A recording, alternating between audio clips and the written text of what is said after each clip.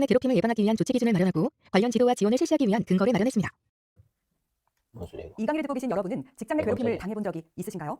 고용노동부 실태조사에 따르면 직장인 4명 중 1명이 괴롭힘을 당했거나 목격한 경험이 있다고 응답했으며 가해자가 누구냐는 물음에는 직장 내 괴롭힘이 있다고 응답한 근로자 중 알겠네요. 대다수가 상사라고 답했습니다. 이들의 답변을 보면 괴롭힘의 방식은 참 다양했는데요. 폭언, 따돌림, 험담 또는 업무 외적 부분에 대한 네, 아줌마. 자, 보시죠. 필요적 기재사항. 자, 여러분 세금 계산서도 아까 설명드렸죠. 시험의 출제 1순위라고. 그리고 심지어 이제 여러분들이 세무 이급되면 부가가치세 신고서를 작성한단 말이에요. 그렇죠? 그때 여러분들이 부가가치세 신고서를 다 맞는 경우가 있고요. 틀리는 경우가 있어요. 다 맞는 경우는 어떨 때 다 맞냐면 가산세라는 게 없으면 일반적으로 여러분들 잘 아세요. 가산세. 그렇죠? 가산세는 세법상 의무를 위반하면 두드려 패는 세금을 가산세라고 하거든요. 그렇죠? 가산세가 없으면 잘하시고 가산세가 나오면 거진 그걸 틀려요. 그렇죠? 근데 시험에는 가산세 있는 문제 3, 가산세 없는 문제 7 이 정도로 되거든요. 그렇죠? 가산세를 아예 안 낸다라고 할 수가 없어요. 그렇죠? 그래서 잘 나오는 가산세들이 있거든요. 시험에 걔네들을 제가 외워달라고 할 거예요. 제발 좀 외워줘, 제발 좀. 그렇죠? 제발. 왜냐면 가산세 어려워하시거든. 그렇죠? 근데 실제 현실에서 가산세는 여러분들이 할 줄 아셔야 돼요. 그렇죠? 이게 가산세를 한번 내보면 아 가산세가 중요하다라는 걸 깨닫게 돼요. 그렇죠? 막 가산세 막 내가 30만 원 더 내봐 눈물이 앞을 가린다? 안 내봐서 그래. 그죠? 두드려 맞아. 저희 두드려 맞아봤거든. 모르고 신고 잘못해가지고 막 피눈물 떨어져 피눈물. 그죠? 진짜로 막 폭탄 떨어져 폭탄. 이거면 뭐 살 수 있는데 막 눈물이 흘리면서 보시죠. 자, 일단 또 시험에 출제를 잘하는 게 요 세금 계산서에 아마 필요적 기재사항 회계 1급에서 많이 출제할 거예요, 이론으로. 세무 2급도 여전히 많이 출제해요. 그렇죠? 그래서 여기 보시면 자, 우리가 세금 계산서에 반드시 적혀야 되는 사항인데 우리 당연히 사업자를 관리하기 위한 번호인 사업자 등록번호는 공급하는 자, 그렇죠? 주는 자든 공급받는 자, 받는 자든 둘 다 있어야 돼요. 이거 당연한 겁니다. 대신에 주의하실 건 뭐냐면 공급받는 자는 성명 또는 명칭은 필요적 기재사항이 아니에요. 요거 아니다라는 겁니다. 시험에 낚시를 파요. 공급받는 사업자의 성명 또는 명칭이 필요적 기재사항이다라고 낚시를 팝니다. 이거 많이 조심하셔야 됩니다. 아셨죠? 외워야 돼요. 왜? 여러분들 우리가 세금 계산서는 어떻게 하냐면 공급하는 자가 공급받는 자한테 줘버려요. 뭐 공급받는 자 받기만 하는 받기만. 그렇죠. 받기만 하니까 주는 놈은 성명 또는 명칭이 반드시 필요하지만 받는 놈은 받기만 하는 거니까 성명 또는 명칭이 필요 없다라는 거예요. 이거 조심해야 될 거예요, 여러분들. 이거 실기하고 나중에 관련이 있을걸? 그렇죠. 관련 있다. 자, 그 다음에 뭐 동그라미 3번은 안 해도 되겠죠? 공급가액하고 부가가치 당연히 있어야지. 자, 이제 문제는 뭐냐면 필요적 기재사항의 작성 연월일이 필요적 기재사항이다라는 거예요. 얘가 뭐를 의미하는 거냐면 얘가 공급 시기에 세금 계산서 발급해야 된다라고 했죠. 그래서 우리가 부가가치세는 공급 시기를 작성 연월일이라고 표현해요, 그냥. 맞죠? 그리고 공급 연월일은 뭐냐면 그냥 인도한 날짜만 의미합니다. 인도한 날짜. 근데 아까 그랬지만 세금 계산서는 인도한 날짜에만 발급해요? 아니에요. 공급 시기에 발급해요. 인도일이 원칙이지만. 여러분들이 어떻게 생각하시면 되냐면 작성 연월일은 공급 시기 전체를 아우르는 개념이고요. 공급 연월이 그냥 인도한 날이 언제 이것만 얘기하는 거예요. 이 둘 낚시 조심하셔야 돼요. 반드시. 그러면 이게 왜 실기에서 중요하냐? 자, 들어보세요. 나중에 우리가 실기 입력할 때 매입색이 불공제가 되는 걸 입력해줘야 되거든요. 매입색 불공제. 여기 보시면 이렇게 돼 있어요. 여기 필요적 기재사항이 누락되거나 사실과 다르대. 그러면 일단 매입자가 매입색 불공제다라고 돼 있거든요. 그럼 거꾸로 얘기하면 뭐가 누락되면 괜찮다라는 거예요? 의무적, 필요적 말고 의무적 기재사항이 누락. 이라기 그냥 누락이라 할게. 사실과 다른 이거 너무 팔 아파. 자, 누락. 누락이면 얘는 매입세 공제해줘요.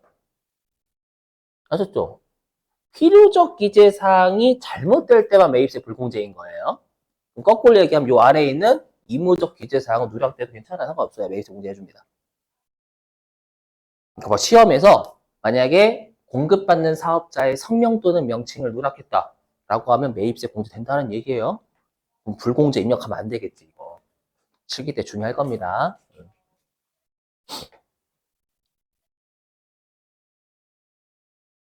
맞죠? 뭐 공급자는 가산세 내지는 않아요, 시험에서 이거는.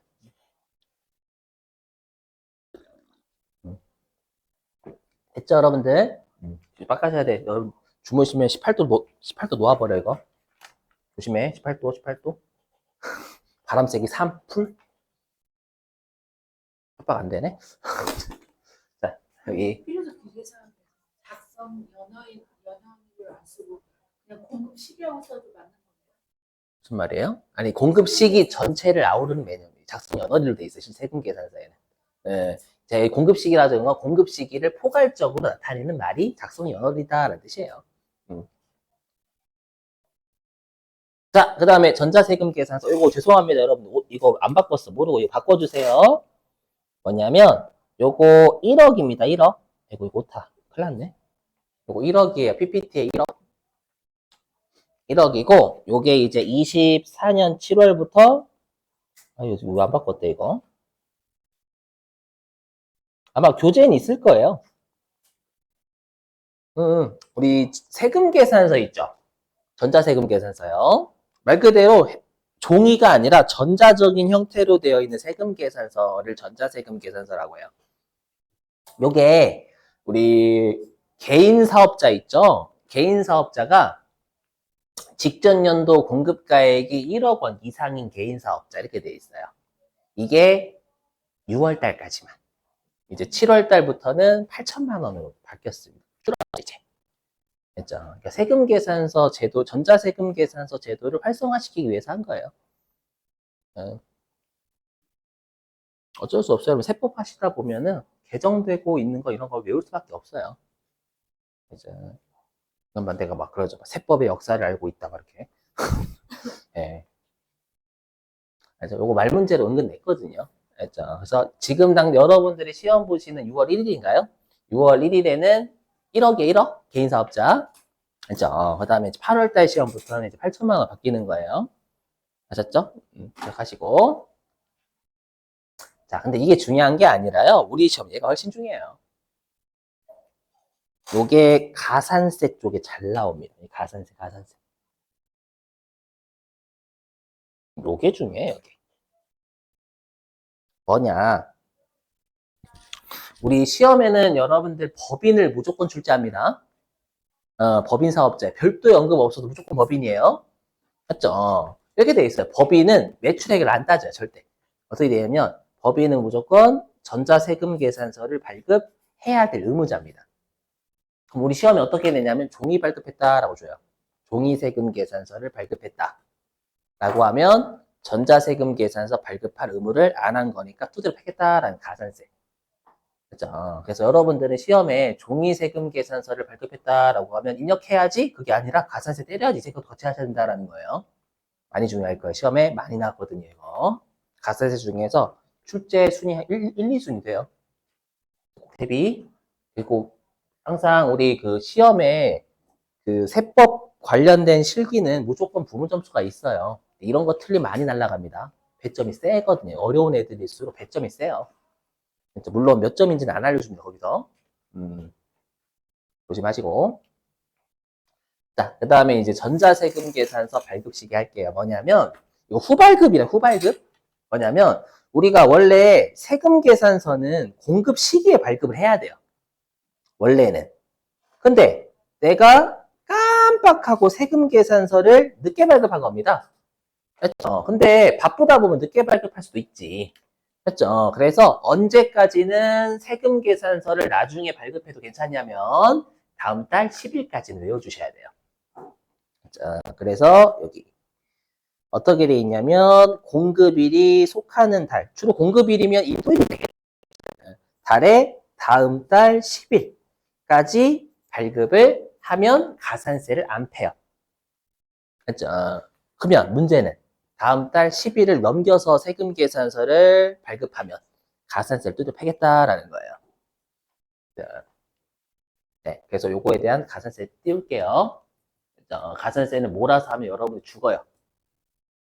네, 죽는다라는 건 제가 예전에 한번 제가 지금에야 좀 강의를 몇 년 했기 때문에 좀 숙련이 돼가지고 좀 이제 숙련이 되지만 예전에 처음 강의했을 때 선생님들이 항상 처음에 강의할 때는 의욕이 넘쳐요. 넘치다 보니까 내가 가산세를 제대로 알려줄 거야 해가지고 막 가산세를 1시간 반 동안 몰아댔다. 네, 그랬더니 학생들 표정이 안 좋은 거예요. 그 다음부터 2명이 이제 환불을 했어요. 네, 그래서 진짜입니다. 깜짝 놀랐어요. 그래서 그때부터 그래서 이론하고 실기를 같이 해야지 이 생각한 거예요. 쭉 이론만 하다 보니까 표정이 진짜 안 좋다. 세법할 때. 네, 그래서 가산세를 조금씩 이제 나올 때마다 했죠. 그러니까 때리는 것도 한 방에 때리는 게 아니라 조금 따라하는 거예요. 가산세 많이 어려워하시거든요. 알죠? 그래서 이론 나올 때마다 하나씩 할게요. 자, 해보겠습니다. 요거 이제 발급. 네. 그럼 다음 달 10일까지 발급을 하지 않으면 어떻게 할 건데? 알죠? 요것도 출제합니다. 해보자. 자, 보세요. 자, 세금 계산서 관련된 가산세다라는 뜻입니다. 발급 또는 수치불성실 가산세라고 해가지고요. 자, 들어보세요. 네, 화면 일단 여기 무시하시고. 자, 예를 들어가지고요. 자, 5월 7일 있죠? 제 생일입니다. 괜찮아, 상관없어. 5월 7일 지났잖아요. 예, 지나서. 아니, 왜냐하면 제가 이제 2월 달부터는 이거 제 생일입니다. 안 하거든, 절대. 누가 와도 생일 선물 달라는 얘기잖아요. 2월 달, 3월 달부터. 자, 5월 7일 제 생일이에요. 강조 막 하면 이렇게. 그잖아. 맞죠? 지났으니까 이제 괜찮아. 아시죠? 신고하지 마요, 여러분들. 5월 7일. 요때 재화를 인도했대요. 그럼 일반적으로 인도일이 공급 시기가 되겠죠? 그죠? 그럼 방금 아까 후발급에 따르면 몇 월 며칠까지는 세금 계산서 늦게 발급해도 괜찮아요? 그렇죠. 6월 10일까지는 괜찮아요. 맞죠? 여기 공급일이 속하는 달에 다음 달 10일까지 발급하면 괜찮다라고 했으니까. 그럼 요 사례에서 우리가 5월 7일부터 6월 10일까지는 세금 계산서를 주고받으면 문제가 없다라는. 그럼 이제 문제는 뭐냐면 6월 10일을 지나서 세금 계산서를 주고받는 게 이제 문제가 됩니다. 아셨죠? 일단은. 그러면 우리가 이제 여기 문구 보시면 지연이 있고 미 이렇게 있죠. 그럼 지연은 늦었다라는 뜻이고 미는 안 했다라는 뜻입니다. 그죠? 근데 우리가 세법에는 이런 게 있어요. 너무 늦으면 안 한 걸로 봐요. 그러니까 한마디로 우리 그 학원에서도 국비 수업 들으시는 분들, 여러분들이 학원에 아예 안 가.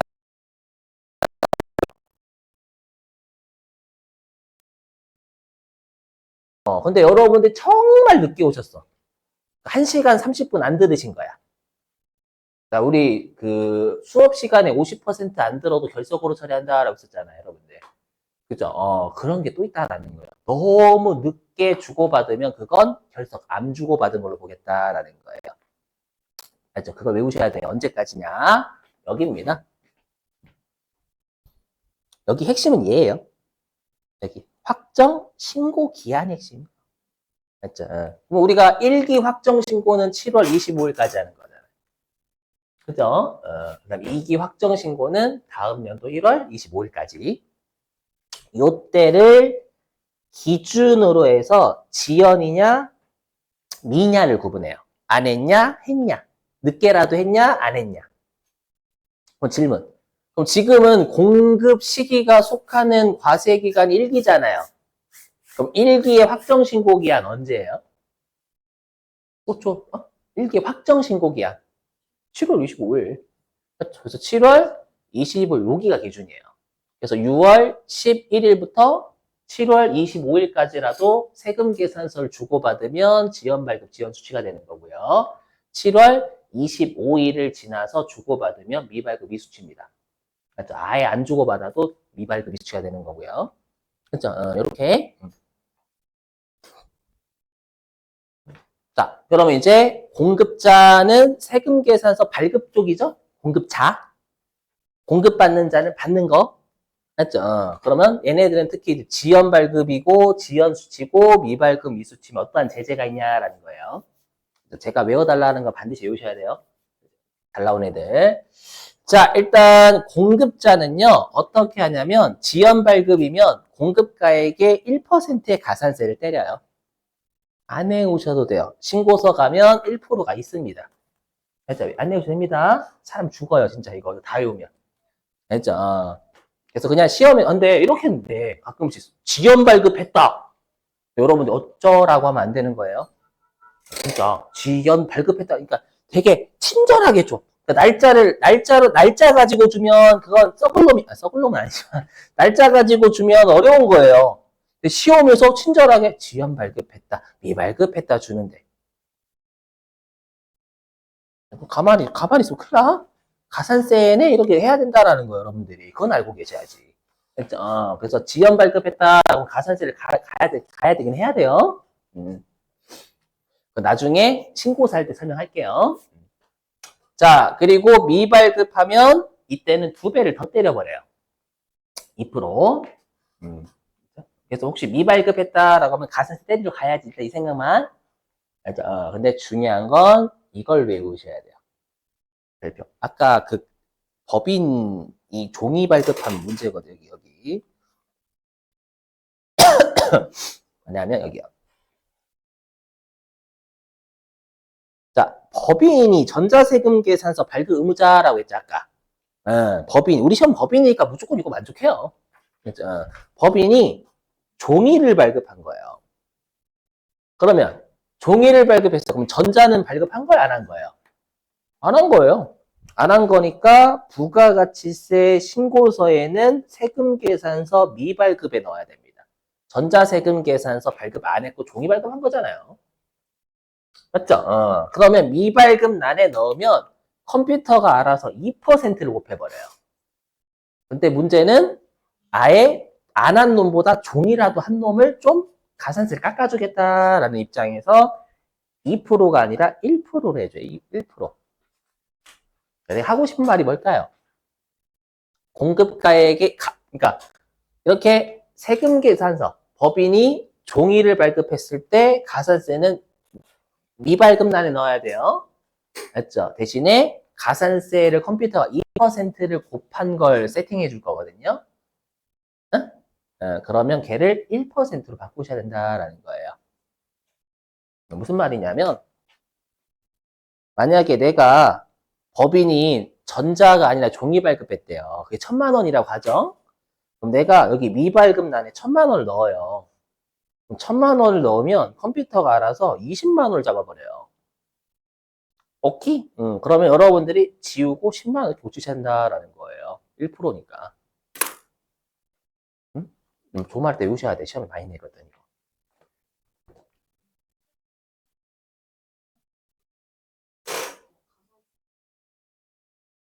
응? 있죠. 당연히 있죠. 있는데 우리 시험 법인만 내서 저 개인 안 내기 때문에 여기 우리는 법인 개인도 있고 근데 우리 시험 법인 내니까 무조건 시험에서 시험 목적입니다. 알죠? 잘 내요. 제발 좀 외워줘요, 여러분들. 알죠? 요거는 그냥 지연 발급, 미발급이면 가산세 있다라는 거 외우시고 자, 그 다음에 이제 공급받는 자입니다. 받는 자. 자, 그럼 공급받는 자는 이쪽이 지연 수치가 되겠죠? 그렇죠? 자, 그러면 지연 수치인데 여러분 들어보세요.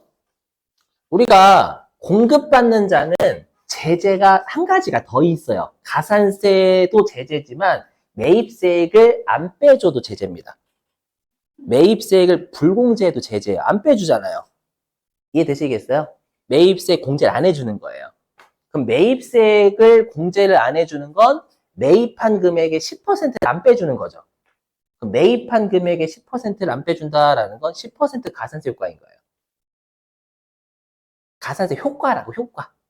매입한 금액의 10%를 안 빼주면 10% 가산세 때리는 효과잖아요. 되세요? 그래서 여기 지연 수치는 매입세 공제해줘요. 조심. 지연 수치 매입세 공제 가능합니다. 조심해야 되겠죠, 이거? 색깔 좀 구분할게요. 지연 수치는 매입세 공제 가능해요. 됐죠? 대신에 가산세를 때린다라는 거 기억해 주셔야 돼요. 시험에는 대부분 친절하게 지연 수치했다라고 줄 거거든요. 그러면 가산세 때리러 가야지 생각하셔야 돼요. 그리고 매입세 공제 가능합니다. 즉 매입세 불공제 입력하시면 안 된다라는 거예요. 지연 수치하면. 여러분들 이게 가산세 짜증나, 진짜 짜증나 이게. 암기 많이 해야 되니까. 잘 내요. 암기해 주시고. 자, 미수치는 잘 안 냅니다. 자, 그럼 미수치는 당연히 지연 수치보다 나쁜 놈이잖아요. 그죠? 지연 수치보다 나쁜 놈이니까 아예 매입세 자체를 불공제해버려요. 이게 더 큰 제재자하고 있죠. 10%. 맞죠? 그러니까 매입세 불공제 때려버리면 되는 거예요. 그죠? 대신에 가산세는 안 때립니다. 둘 다 때리면 사람을 두 번 죽여버리는 거예요. 그죠? 당연히. 여러분들. 여기는 공제니까 가산세를 때려버리고, 여긴 불공제니까 안 때려. 그렇게. 정 힘드시면 제가 이렇게 밑줄 친 거 위주로 외우셔야 됩니다. 꼭.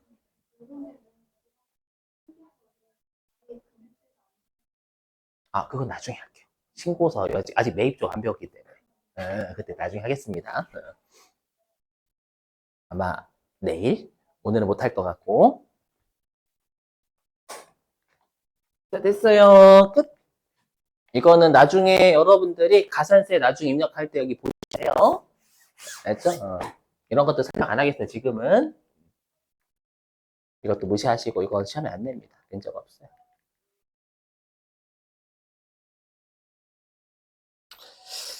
자, 됐고요. 그 다음에 여러분 죄송한데 시험에 수정